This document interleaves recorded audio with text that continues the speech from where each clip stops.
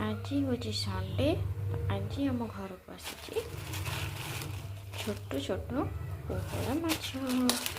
ଏବେ ମୁଁ ଯାଉଛି ତାକୁ ସବୁ ଭଲ କରି ବାଛି ଧୋଇ କରି ଆଣିବି।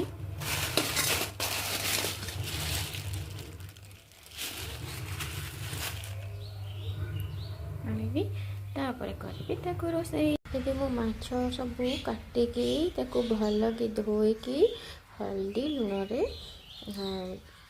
ଗୋଳେଇକି ରଖିଦେଇଛି। ଆଜି ଆମର ଚୁଲିରେ ଚାଲିଛି ମାଛ ଭଜା। ଚୁଲିରେ ଆଜି ମାଛ ଭଜା ହେଉଛି। ମାଛ ଆମେ ଭାଜି ପାରିବୁନି।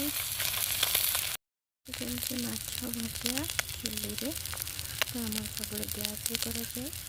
ଆମର ତ ଚୁଲି ନାହିଁ, ଆମେ ଏଠି ଆଜି ଏକାଠି ଗୋଟେ ଚୁଲି କରିଛୁ। ମାଛ ସବୁ ଭଜା ହେଇସାରିଛି। ଏବେ ମୁଁ ତାକୁ ତରକାରୀ କରିବି। ମାଛ ଭାଜି ସାରିଲା ପରେ କଢ଼େଇରେ ନେଇଥିଲି ମୁଁ ଅଳ୍ପ ତେଲ, ଫୁଟଣ, ଶୁଖିଲା ଲଙ୍କା, ତେଜପତ୍ର ଆଉ ଅଦା, ରସୁଣ, ଜିରା, ପିଆଜ, ସୋରିଷ, ଶୁଖିଲା ଲଙ୍କାକୁ ପକାଇ ମସଲା ବାଟିକରି ସେଥିରେ ପକାଇଥିଲି।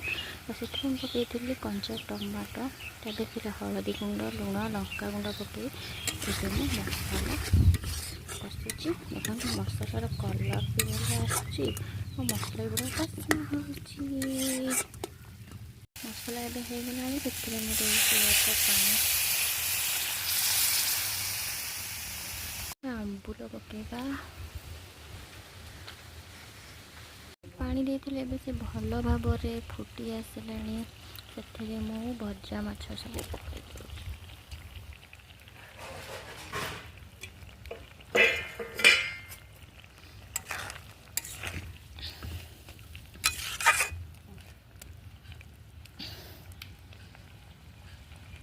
ତାପରେ ମୁଁ ପକାଉଛି ଧନିଆ ପତ୍ର। ଏବେ ଆମର ପ୍ରସ୍ତୁତ ହେଇଯାଇଛି ମାଛ ତରକାରୀ।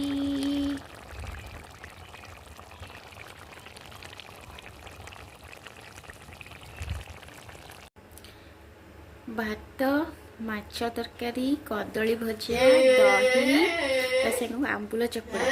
ଚାଲନ୍ତୁ ଏବେ ଖାଇବା।